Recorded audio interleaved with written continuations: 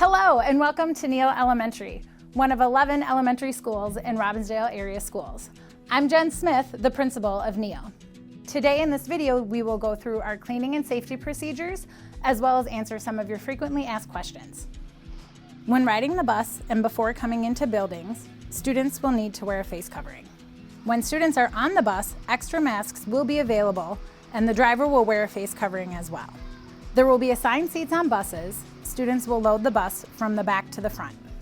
When students first enter the building, they will see signs on the doors, walls, and floors.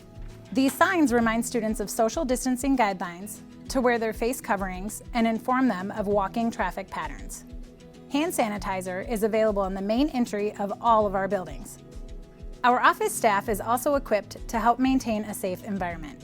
Each main office has hand sanitizer, extra masks available for anyone who may have forgotten theirs, and plexiglass or curtain barriers.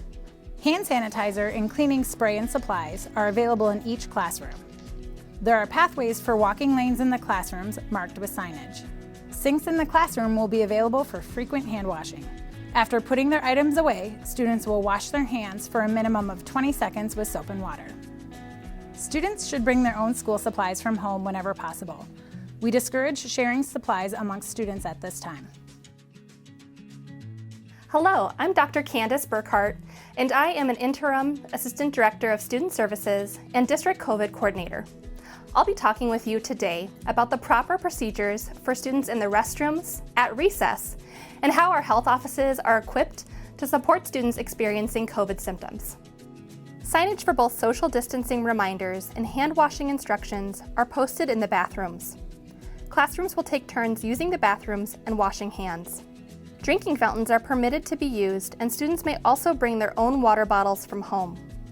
Recess is a vital part of the educational experience, and students will continue to have recess when they are in school. We follow the Minnesota Department of Health Playground Guidance document. While playground structures can be used, playground equipment such as balls or jump ropes are not shared between students. All equipment is cleaned and sanitized after use. Students will also wash their hands before and after recess. In each school, we have an isolation room in addition to the main health office. Cots and chairs are positioned 6 feet apart. If a student is ill, they will be assessed for symptoms of COVID-19 and have their temperature taken. If the student is experiencing symptoms consistent with COVID-19 and it is determined that they must go home, the student will wait in the isolation room with a designated staff member. The isolation room is disinfected each night by custodial staff. Hi, I'm Katie Wall, Director of Nutrition Services. I'll be walking you through the procedures and safety precautions that we'll be taking during meal service here at the schools. Breakfast and lunches are free this school year through the federal USDA Summer Food Service Program. Depending on square footage, some schools will have students eat in the cafeteria. Others will have students eat in their classrooms. Regardless of where students eat, if students do not bring lunch from home, students will walk through the cafeteria line. Hand sanitizer is available. It's recommended that students sanitize their hands before getting in line. Cafeteria lines will also be marked for social distancing. Hello, I'm Jason Evers, one of the head custodians, and I'll be walking you through our cleaning and disinfecting procedures throughout our building. An outside company was brought in to review and inspect building automation systems. Based on their recommendations, we have optimized our ventilation and filtration systems by installing better filters, running air handlers longer, and increasing our outside airflow. We have replaced filters up to MERV 11 where filter specifications permit. Ongoing monitoring systems are being utilized to ensure there is proper air quality in all buildings and to increase outside air to dilute any indoor contaminants. Sampling will be done by the staff on a regular basis. We began circulating outside air into our buildings this last spring to further enhance air quality. This may cause air to be colder than usual when students are in the buildings, so dress warmly.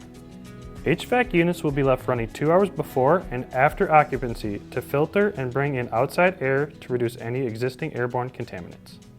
Our cleaning protocols were created by a custodial task force following both CDC and MDH guidance. High-touch areas are cleaned throughout the school day. Commonly touched surface areas will include door handles outside of lockers, student desks and chairs, tables, physical education exercise equipment, stairway handrails, special education mats and supplies, and any other surfaces that may have the ability to transfer a communicable disease.